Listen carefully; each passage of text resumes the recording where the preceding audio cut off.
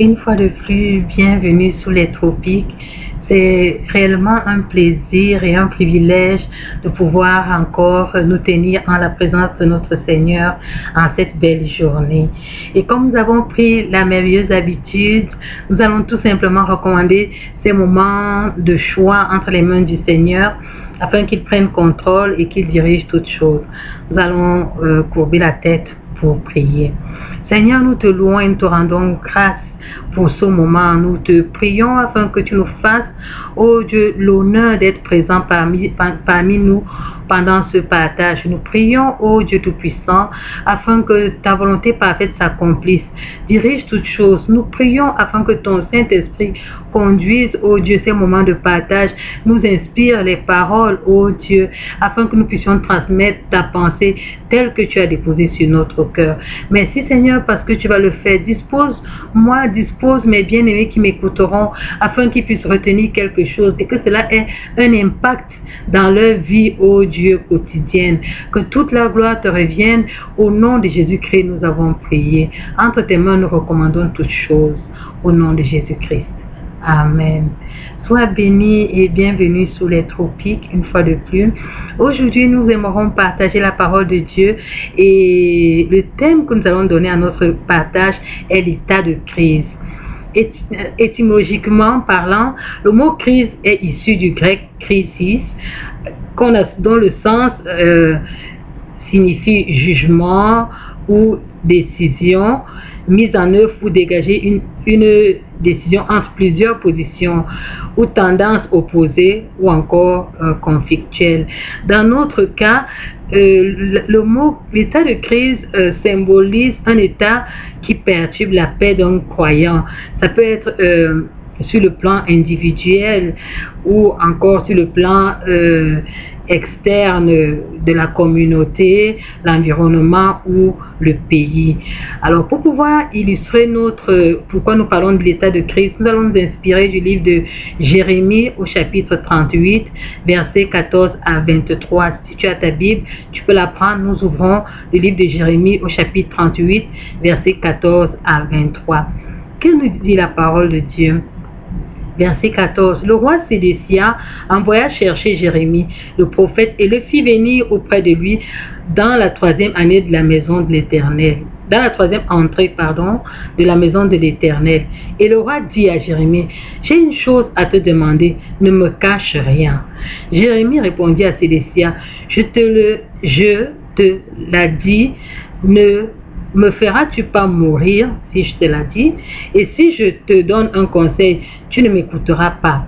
Le roi Sédécia jura secrètement à Jérémie en disant, l'Éternel est vivant, lui qui nous a donné la vie. Je ne te ferai pas mourir et je ne te livrerai pas entre les mains de ces hommes qui en veulent à ta vie. Jérémie dit alors à Sédécia, ainsi parle l'Éternel, le Dieu des armées, le Dieu d'Israël. Si tu vas te rendre au chef du roi de Babylone, tu auras la vie sauve, et cette ville ne sera pas brûlée par le feu.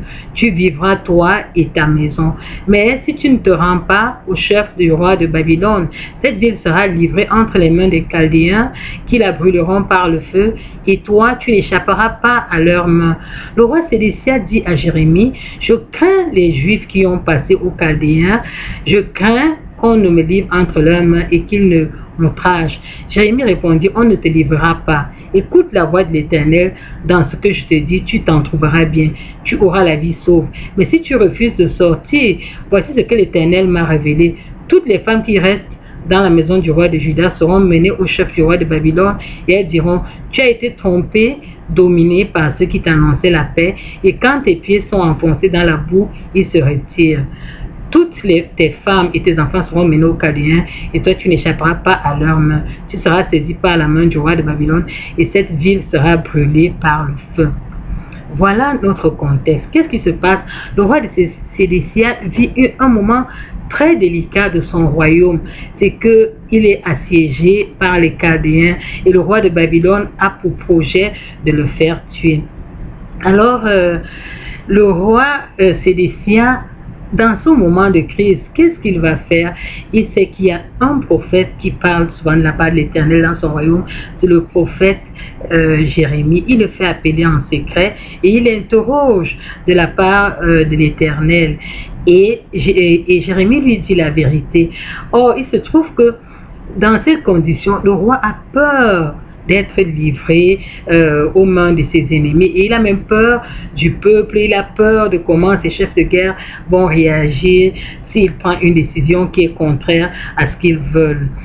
Et en fait, dans cette situation, c'est Jérémie qui est la voix du salut, qui a la parole qui peut sauver le peuple. Or, le roi qui est entouré qui a un entourage corrompu a peur d'adopter cette solution-là. Et il ne va pas écouter Jérémie. Si nous lisons, par exemple, plus loin dans le livre de Jérémie, toujours au chapitre 39, versets 6 et 7, qu'est-ce qu'on voit? On voit que le roi de Babylone fit égorger à Ribla les fils de Sédécia en sa présence. Le roi de Babylone fit aussi égorger tous les grands de Juda. Puis il fit crever les yeux à Sédécia et le fit lier avec des chaînes d'airain pour l'amener à Babylone. Vous voyez, on se rend compte qu'il n'a pas obéi à l'Éternel et il a été puni, lui et toute son armée. Généralement, nous aussi, dans nos vies, nous traversons des temps de crise. Et ces crises, il y a différents types de crises. Les crises peuvent être sur le plan émotionnel, c'est-à-dire les crises existentielles, les crises d'angoisse, d'adolescence, de la quarantaine, d'anxiété, les crises de panique, les crises de masculinité, les crises peuvent aussi être sur le plan financier, les crises bancaires, les crises peuvent être sur le plan du logement, les crises peuvent être aussi entre même les époux. Il y a des moments de crise souvent lorsque l'amour n'est plus à son comble, ou bien même lorsqu'on est un homme de Dieu, on peut avoir des moments de crise sur le plan ministériel, ou encore simplement dans notre intimité avec Dieu, on peut avoir des moments de crise. On peut aussi avoir des crises fraternelles, c'est-à-dire dans la communion fraternelle, que ce soit les frères en Christ ou les frères dans les frères de sang. On peut avoir des moments où il y a des disputes et on traverse des moments de crise à ce moment-là.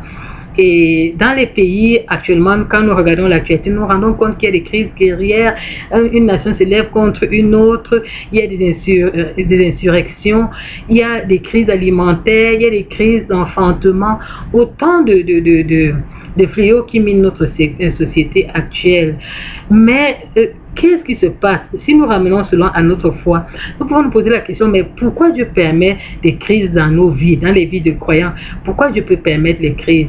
Lorsque nous consultons la parole de Dieu, nous voyons qu'il y a eu dans le livre d'Osée des moments de crise.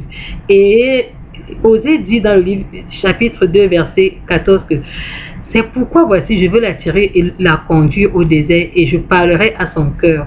Là, je lui donnerai des vignes et la vallée d'accord comme une porte d'espérance, et là elle chantera comme au temps de sa jeunesse et comme au jour où elle remonta du pays d'Égypte. En fait, lorsqu'on est dans l'abondance, nous n'écoutons pas souvent la voix d'Éternel.